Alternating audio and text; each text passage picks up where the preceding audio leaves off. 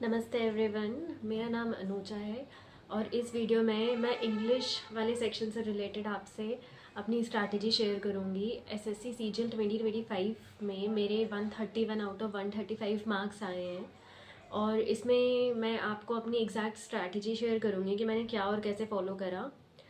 थोड़ा सा मेरी स्टोरी के बारे में मैं बता दूं तो पिछले साल जून 2024 में मैंने अपनी प्रिपरेशन स्टार्ट करी थी और प्रिपरेशन स्टार्ट करते ही 2024 वाला प्री आया, मैंने वो दिया, मेरा प्री क्वालिफाई नहीं हुआ। फिर 2025 में मैंने अपना पहला अटेम्प्ट दिया with serious preparation and this was my first mains जिसमें I scored 131 out of 135 in English.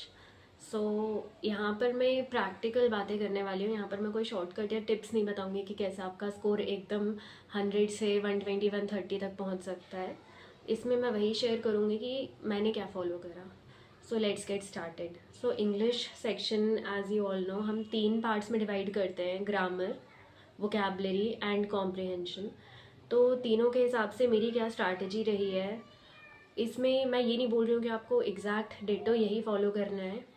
मैं कहूँगी कि जो सेक्शन आपका वीक है, जिसमें आपको ज़्यादा मेहनत लगती है, जिसमें आपको लगता है कि इसमें मेरा और स्कोप ऑफ इम्प्रूवमेंट है, आप उसको देखिए, आप मेरे से सीखिए। एग्जैक्ट इसको फॉलो करने की कोई ज़रूरत नहीं है, मैं डिस्क्लेमर दे देती हूँ पहले ही। So let's get started. Grammar के लिए मेरा बेसिक था कि मैं तरुण ग्रोवर सर के मैंने सारे लेक्चर्स देखे थे। उतने ज़्यादा आवर्स का उनका सेशंस नहीं है, नॉर्मल बेसिक सेशंस है, वो बहुत अच्छी तरीके से एक्सप्लेन करते हैं। तो आप सबसे पहले तरुण ग्रोवर सर के सेशंस देख सकते हो, उसमें अपने शॉर्ट शॉर्ट नोट्स बना लीजिए जो भी चीज़ आपको समझ में आए। अगर आप हिंदी मीडियम से आपने जस्ट स्टार्ट करा है फिर तो मैं हाईली रिकमेंड करूँगी कि आप तरुण ग्रोवर सर के सारे लेक्चर्स देखें और साथ साथ उनके नोट्स भी बनाते चले, क्योंकि आपको इनका रिवीजन करना रहेगा, तभी आपकी पकड़ बनेगी आपके सब्जेक्ट्स पे। और अगर आपकी ग्रामर ऑलरेडी ठीक है तो आप डायरेक्ट प्रैक्टिस कर सकते हैं। प्रैक्टिस मैंने नीतू मैम की वॉल्यूम 1 से करी थी, उसमें सारे चैप्टर्स हैं और चैप्टर के लास्ट में क्वेश्चंस दिए हुए हैं, तो आपकी चैप्टर वाइज प्रैक्टिस हो जाती है। ऐसा नहीं है कि आपको एकदम मिक्स्ड प्रैक्टिस स्टार्टिंग से ही शुरू कर देनी है। चैप्टर वाइज चैप्टर आप प्रैक्टिस करिए, फिर आप मिक्स्ड प्रैक्टिस की तरफ डायरेक्ट पिनेकल या किसी भी किरण की पीवाई की बुक से कर सकते हैं। तो नोट्स बना लीजिए अपने और उसके साथ चैप्टर वाइज चैप्टर प्रैक्टिस कर दीजिए। उसके अलावा कई बार ऐसे हमें लगता है कि हमने सारे बेसिक्स पढ़ लिए तो भी हमारा एरर वाला क्वेश्चन गलत हो रहा है, हमको ग्रामर समझ में नहीं आ रही। उसमें आप ये कर सकते हैं कि आप डायरेक्ट 120 रूल्स वाली वीडियो देखिए, उसमें आपको रट जाता है। सर के वीडियोस देख के तो आपको समझ में आएगा कि हाँ ये ग्रामर है, ये कंसेप्ट है, बट 120 रूल्स अगर आप देखेंगे तो उसमें आपको डायरेक्ट रट जाएगा कि अच्छा इस क्वेश्चन में ये है, so this is the error and ये मेरे को चेंज करना है। तो वो डायरेक्ट एक ये हो जाता है कि आप फटाक से उसको पहचान लेते हैं। तो 120 रूल्स वाली वीडियोस तो मैं देखना रिकमेंड करूँगी। निमिषा बंसल मैम की आप देख सकते हैं, एक पूरी लगातार लंबी वीडियो है, उससे आपका सब हो जाएगा। इसके अलावा रानी मैम की भी 60 रूल्स वाली वीडियो है, आप इन दोनों में से कोई भी रिकमेंड कर सकते हैं। मैंने निमिषा बंसल मैम की देखी थी, ठीक है। तो इससे आपको पहचानने में आसानी होगी कि क्या किस पार्ट में एरर है। इसके अलावा फ्रेजल वर्ब और फिक्स्ड प्रपोजिशन, ये दो ऐसे टॉपिक है जिनको बच्चे बहुत ज़्यादा इग्नोर करते हैं और फिर उनका स्कोर स्टक हो जाता है और फिर वो सोचते हैं मेरा स्कोर क्यों नहीं बढ़ रहा। शुरू में मैं भी यही करा था, मुझे लगा कि ग्रामर पढ़ ली मैंने, वोकैबलरी पढ़ लिया, अब मेरा स्कोर अच्छा आना चाहिए, सब होना चाहिए, बट मैंने इन दोनों चीज़ों को इग्नोर करा। फ्रेजल वर्ब मैंने रानी मैम, दोनों के लिए ही मैंने रानी मैम की वीडियो देखी थी। रानी मैम की एक पूरी लंबी वीडियो है, ऑल इम्पॉर्टेंट फ्रेजल वर्ब करके, तो फ्रेजल वर्ब के लिए आप वो पूरी वीडियो देखिए। इसके अलावा उन्होंने अपने नोट्स दे रखे टेलीग्राम पे, तो आप वो डाउनलोड कर सकते हैं। मैंने वो डाउनलोड भी करे थे क्योंकि उसमें हर एक फ्रेजल वर्ब के बहुत सारे प्रैक्टिस क्वेश्चन है, तो आपको वो प्रैक्टिस करते करते ही याद हो जाएगा। ऐसा नहीं कि मैं बैठी हूँ कि पुट आउट पुट ऑफ ये याद हो रहा है कि इसका मतलब क्या है, वो मतलब याद करके आप एग्जाम में भूल जाएंगे।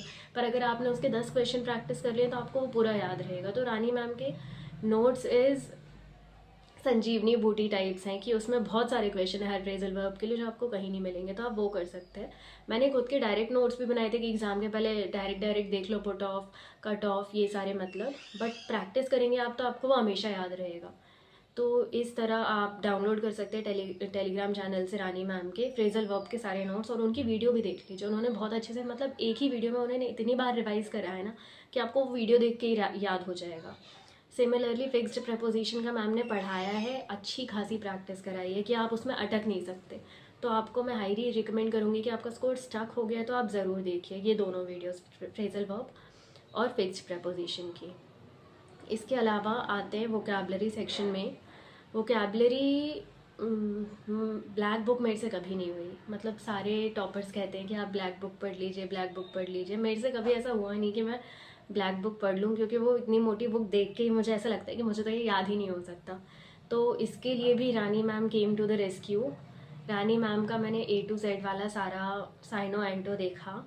उन्होंने एक ही वर्ड में इतने सारे इकट्ठे साइनो एंटो करा रखे हैं कि आप एक स्लाइड पे वो आपको 10 से 15 वर्ड पढ़ा देंगी, विथ वो ट्रिक बताती रहती है, हिंट बताती रहती है, जो इतना काम आता है। मैंने लिटरली सिर्फ A to Z Rani ma'am की वीडियो देखी है, उसमें उन्होंने कंपाइल्ड नोट्स भी दे रखे हैं अपने सारे, वो मैंने डाउनलोड करे, उनको मैंने रिवाइज़ करा। वोकैबलरी में रिवीजन में बहुत ज़्यादा दिक्कत आती है, एक बार आपने पढ़ लिया तो पढ़ लिया, वो हो गया, ऐसा लगता है यार कौन रिवाइज़ करे कौन रिवाइज़ करे। बट स्टिल अगर आप कोशिश करोगे कि एक हफ्ते में या एक महीने में भी इसको मैं दोबारा रिवाइज कर लूँ ना, तो मैम की बताई हुई हिंट्स आपको याद आ जाएंगी कि अच्छा इस वर्ड में इन्होंने ये निमोनिक बताया था तो ये मेरे को याद आ गया। तो that was very easy for me कि मेरे को ये वीडियो मिल गया स्टार्टिंग में ही और मैंने सारा अपना वोकैबलरी इससे कंप्लीट करा। वन वर्ड सब्सटीट्यूशन भी मैंने रानी मैम का देखा था, मतलब Rani ma'am is equals to English for me. काफ़ी सारी चीज़ें उन्होंने मेरी मदद करी, बट अगेन प्रैक्टिस से ही सब कुछ होगा। आप वीडियो देख के एक्सपेक्ट नहीं कर सकते कि सब बन जाएगा, आपकी बहुत मदद होगी, बट आप जब तक प्रैक्टिस नहीं करेंगे खुद से तब तक कुछ नहीं होगा। तो वन वर्ड सब्सटीट्यूशन के लिए रानी मैम की पूरी टॉप 1000 वर्ड्स वाली वो है वीडियो है, आप उसको देख सकते हैं। उसमें भी रानी मैम के टेलीग्राम चैनल पे फ्री ऑफ कॉस्ट, ये सारे वीडियोस यूट्यूब पे फ्री ऑफ कॉस्ट है, इन सब के नोट्स टेलीग्राम चैनल पे मैम के फ्री ऑफ कॉस्ट है। आप एक बार उनके चैनल को एक्सप्लोर करिए, आपको समझ में आएगा। इडियम्स के लिए मैंने वॉल्यूम 1 बस करी है। ऑनेस्टली जो नीतू मैम की वॉल्यूम 1 है उसमें जो पीछे वोकैबलरी दी हुई है वो काफ़ी अच्छी है, तो आप स्टार्टिंग से आखिरी तक उसको फॉलो कर सकते हैं। उसमें उतना कुछ बड़ा मोटा पार्ट नहीं है, आप तो मतलब सारे कंफ्यूजिंग वर्ड्स भी जो दिए हुए हैं, साइनो एंटो दिए हुए हैं, आप वो पढ़ सकते हैं। That is easy and that will build a basic, कि स्टार्टिंग में आप मॉक्स लगा रहे हैं, आपको कुछ भी नहीं बन रहा है, आप एक बार उसकी पीछे वाली वोकैबलरी पढ़ के जाइए, आपको बहुत कुछ बनेगा। तो one word substitution, idiom, syno anto, जो भी वोकैबलरी वॉल्यूम 1 के पीछे दी गई है वो सारी मैंने करी थी, एक भी नहीं छोड़ी। इसके अलावा वोकैबलरी में आई विल हाईली रिकमेंड कि प्रैक्टिस करिए। हम प्रैक्टिस करते हैं क्लोज टेस्ट, कॉम्प्रिहेंशन, हाँ इनकी प्रैक्टिस इंपॉर्टेंट है, बट वोकैबलरी की प्रैक्टिस करना भी इंपॉर्टेंट है। मैंने नोटिस करा है कि कई बार ऐसा होता है कि अरे ये वर्ड तो मुझे आता था, मैं एग्जाम में नहीं सॉल्व कर पाई, अरे ये तो मुझे आता था, मैं नहीं कर पाई। आप एक बार प्रैक्टिस करेंगे ना तो आपको पता चलेगा। इसमें नेगेटिव पॉजिटिव वर्ड का भी रहता है कि अगर आप प्रैक्टिस करेंगे आपको समझ में आएगा कि अच्छा 3 ऑप्शन पॉजिटिव वर्ड के हैं, एक नेगेटिव वर्ड का है तो आई विल मार्क दिस, या 3 ऑप्शन सिमिलर है एक अलग है तो आई विल मार्क दिस। तो इसमें आप प्रैक्टिस बिल्कुल करिए। ऐसा नहीं है कि सिर्फ एरर क्वेश्चंस की या कॉम्प्रिहेंशन की प्रैक्टिस करनी है, वोकैबलरी की भी प्रैक्टिस करिए आप। और ऐसा मत समझिए कि आपने जो जहाँ से वोकैबलरी पढ़ी है उसके बाहर का अगर कुछ आ गया तो आप अब दूसरा सोर्स ढूंढ रहे हैं कि नहीं यार ये तो बाहर की वोकैबलरी आ रही है, मेरे से तो नहीं बन रहा। ऐसा नहीं करना है, आप अपने नोट्स को अपडेट करते रहिए। अगर आपको कुछ नया मिल रहा है, ऐसा लग रहा है कि अरे ये तो इंपॉर्टेंट है, तो आप अपने नोट्स में उसको ऐड कर लीजिए। ये नहीं कि आप दूसरा सोर्स पकड़ लो कि यार ये नहीं। तो मैंने तो ऐसा नहीं कि मेरे से नहीं बनी वोकैबलरी, मेरे को सबसे ज़्यादा दिक्कत वोकैबलरी में ही आती थी कि मेरे 3-4 क्वेश्चन स्पेलिंग के गलत हो रहे, वोकैबलरी के गलत हो रहे। बट इसका मतलब ये नहीं कि मैं अपने सोर्स छोड़ के ब्लैक बुक पे चली गई या दूसरे सोर्स पे चली गई। मैंने अपने सोर्सेज पे स्टिक करा और उसमें मैं अपडेट करती रही कि अच्छा ये वर्ड मेरे को दिक्कत हो रही है इसमें, ये ऐसा। तो वोकैबलरी, ग्रामर क्लियर है। सबसे बड़ा प्रॉब्लम इस साल जो पैटर्न चेंज होने के बाद हुआ है लोगों को, वो है comprehension part. Reading comprehension mains में लोग कह रहे हैं पैसेज बहुत मुश्किल आया, पैसेज बहुत मुश्किल आया, आई अग्री बहुत मुश्किल आया। Practice is the key. Cloze test was easy in this mains and I guess passage, हाँ पैसेज प्री में भी बहुत मुश्किल आया था। तो मेरे हिसाब से पैसेज की तो अब बहुत ज़्यादा रिक्वायरमेंट है कि अच्छे से उसको प्रैक्टिस किया जाए पैसेज को, क्योंकि प्री में मेंस में दोनों में मुश्किल आया। 2026 में भी एक्सपेक्टेशन है कि काफ़ी मुश्किल आएगा पैसेज, तो पैसेज की अच्छे से प्रैक्टिस करके जाना है। कॉम्प्रिहेंशन पार्ट में आप PQRS, RC and cloze test. PQRS के लिए मैं कहूँगी स्टार्टिंग में मेरे बहुत गलत होते थे, but the one and only solution for PQRS is practice. And practice के अलावा आप PQRS बिना प्रैक्टिस के आप नहीं इम्प्रूव कर सकते। आप कितने वीडियो देख लो, आप नहीं इम्प्रूव कर पाओगे। PQRS में मेरा ये रहता था कि मैं मॉक दे रही हूँ या मैं सॉल्व कर रही हूँ, मेरे से नहीं बन रहा, मैं उसका स्क्रीनशॉट लेके सेव कर लूँगी। ऐसा नहीं कि सारे स्क्रीनशॉट एक जगह हैं, मैंने वो उसका डॉक्यूमेंट बना रखा था कि मैंने स्क्रीनशॉट लिया, वो PQRS वाले सेक्शन में चला गया, स्क्रीनशॉट लिया, वो PQRS वाले में डाल दिया। तो इससे होता है कि अगर आप हफ्ते में या महीने में कभी बैठ के जितने भी PQRS में आपको दिक्कत आई, आप उसको दोबारा सॉल्व कर लो, तो आपका दिमाग चलना शुरू हो जाएगा कि अच्छा मैं कहाँ फंसती हूँ, मैं कहाँ गलत करती हूँ। वीडियोस भी आप देख सकते हैं PQRS के, निमिषा बंसल मैम का एक वीडियो है, तो उसमें आपको पता चलेगा कि कैसे आप इंट्रोडक्टरी सेंटेंस आइडेंटिफाई करोगे या जो कंक्लूडिंग सेंटेंस होता है वो आइडेंटिफाई करोगे, कैसे आप पेयर्स बनाओगे, वो सब आप देख सकते हो। बट प्रैक्टिस के लिए यही है कि आप जहाँ अटक रहे हो, जो आपकी वीकनेस है, आप उस पर ध्यान दो। आप ये मत सोचो कि अच्छा ये वाले टॉपर ने तो ये किया, यहाँ पर इसने ये किया तो मैं ये फॉलो कर लेती हूँ। नहीं, जहाँ पर आप अटक रहे हो, अगर आप स्क्रीनशॉट लेके रखोगे, आपको पता है आप इस क्वेश्चन में अटक रहे हो सकता है बाकी लोगों के लिए वो ईजी हो, आप वहाँ अटक रहे हो सकता है कुछ और चीज़ आपके लिए ईजी हो और दूसरे लोग कहीं और अटकते हो, तो आप उस पर अपना टाइम क्यों वेस्ट करोगे, क्योंकि वो आपके लिए ईजी है, दूसरों के लिए वो डिफ़िकल्ट है। इसलिए आप स्क्रीनशॉट लेके रखो और लेके उसको छोड़ नहीं देना है, उसकी प्रैक्टिस करनी है हमें, हम उसको अच्छे से प्रैक्टिस करेंगे, अपनी वीकनेस पे काम करेंगे, तब हम अचीव करेंगे। तो PQRS के लिए हमें ये करना है। रीडिंग कॉम्प्रिहेंशन के लिए रीडिंग हैबिट डेवलप करो। मेरे साथ ये दिक्कत थी कि मैं हूँ तो इंग्लिश मीडियम स्कूल से, बट उस स्कूल में इंग्लिश मीडियम जैसा कुछ है नहीं, हिंदी में बात करते हैं, टीचर्स इंग्लिश भी हिंदी में पढ़ाते हैं, तो इंग्लिश मेरी उतनी अच्छी थी नहीं। बट मैंने थोड़ा सा कोशिश करी कि मैं न्यूज़पेपर पढ़ूँ, या फिर मतलब मेरा थोड़ा बहुत बुक्स में भी इंटरेस्ट था, तो मैं कभी कभी बुक्स पढ़ लेती थी, तो उस तरह से मेरी थोड़ी सी रीडिंग हैबिट आई। इसके अलावा मैंने स्क्रोलिंग को भी अपना इंग्लिश सीखने का एक ज़रिया टाइप का बनाया। जैसे हम स्क्रॉल करते हैं यूट्यूब पे, इंस्टाग्राम पे, उसमें अगर हम अपनी फीड इस तरह की कर लें, हम 3-4 बार वही टाइप के वीडियो देखेंगे ना, तो वैसे ही आने लगेंगे जिसमें इंग्लिश मीम्स हैं, इंग्लिश में लोग बात कर रहे हैं, इंग्लिश में कॉन्वर्सेशन चल रही है, सब हो रहा है। तो उसमें आपकी एक तो पढ़ने की आदत, फटाफट जो नीचे कैप्शन लिखा था आप उसको फटाफट पढ़ने की कोशिश करोगे, ट्राई करोगे, तो उससे जो नेचुरल फ्लो होता है हमारा वो ठीक होता है। एक पॉइंट पे तो मैंने इतना ज़्यादा इंग्लिश कंटेंट कंज्यूम कर लिया था कि मेरे दिमाग में सोच में भी इंग्लिश, मैं खुद से भी इंग्लिश में बात करने लगी थी। देन आई गॉट नॉर्मल कि नहीं। तो इसीलिए आप ऐसे ट्राई कर सकते हो कि आप मूवीज़ देख रहे हो, तो मैं मानती हूँ मूवीज़ इंग्लिश में देखो तो मज़ा नहीं आता है, समझ में नहीं आता है। बट अगर आप थोड़ी देर शॉर्ट फॉर्म ऑफ कंटेंट, हम शॉर्ट्स देखते हैं, अगर आप उसमें ट्राई करोगे ना, तो आपको फिर हैंग हो जाएगा उस चीज़ का, फिर आप मूवीज़ भी इंग्लिश में देख पाओगे। तो ये एक अच्छा तरीका है कि हम जो अपना एंटरटेनमेंट है उसको भी लर्निंग का सोर्स बना लें। इसके अलावा जो भी आपको इंटरेस्टिंग लगता है, कोई कॉमिक हो, कोई बुक हो, या जो भी चीज़ आपको इंटरेस्टिंग लगती है, अगर आप न्यूज़पेपर पढ़ रहे हो, उसमें ज़रूरी नहीं सारा न्यूज़पेपर पढ़ो, अगर आपको स्पोर्ट्स पसंद है तो आप स्पोर्ट्स वाला सेक्शन पढ़ लो, कोई और सेक्शन पढ़ लो। तो अपने इंटरेस्ट की चीज़ों से आप इस तरह से आरसी इंप्रूव कर सकते हो आप, क्योंकि प्री में, मेंस में, दोनों में ही इतना मुश्किल पैसेज आया है, तो आई वुड हाईली रिकमेंड कि इस पर आप काम करिए, क्योंकि मेंस का paper I would say comparatively बाकी का एवरेज था, मॉडरेट ईजी कह सकते हैं, but passage was difficult. It was not like कि आपने उसको पढ़ लिया और आप सॉल्व कर लोगे, आपको उसमें से कंक्लूड करना पड़ेगा, समझना पड़ेगा आपको पैसेज, तो ये समझ आपको यहाँ से आएगी। इसके अलावा आप प्रैक्टिस कर लीजिए पैसेज की। इंग्लिश माध्यम करके एक टेलीग्राम चैनल है, इंग्लिश माध्यम, तो इसमें ये डेली का एडिटोरियल डालते हैं, तो आप उसको प्रैक्टिस कर सकते हैं। प्रैक्टिस के लिए it is a great source. उसके अलावा फाइनल हमारा क्लोज टेस्ट होता है। क्लोज टेस्ट में कई चीज़ें आती है, जैसे कि नेचुरल फ्लो, कि हम इसे पढ़ रहे हैं, अच्छा यहाँ पर तो यही आएगा, ये हमें समझ में आ जाता है। फ्रेजल वर्ब, फिक्स प्रपोजिशन, जो हम रानी मैम की वीडियो से कवर कर लेंगे। आप मानेंगे नहीं, क्लोज टेस्ट में भी काफ़ी ज़्यादा फ्रेजल वर्ब और फिक्स प्रपोजिशन काम करते हैं, कि उसमें आपको फिल करना है, तो आपको अच्छा ये इसके साथ ये वाला फिक्स प्रपोजिशन यूज़ होता है, अच्छा ये वाला फ्रेजल वर्ब यहाँ इसका ये मतलब है, तो इसमें भी आपके काम आएगा वो।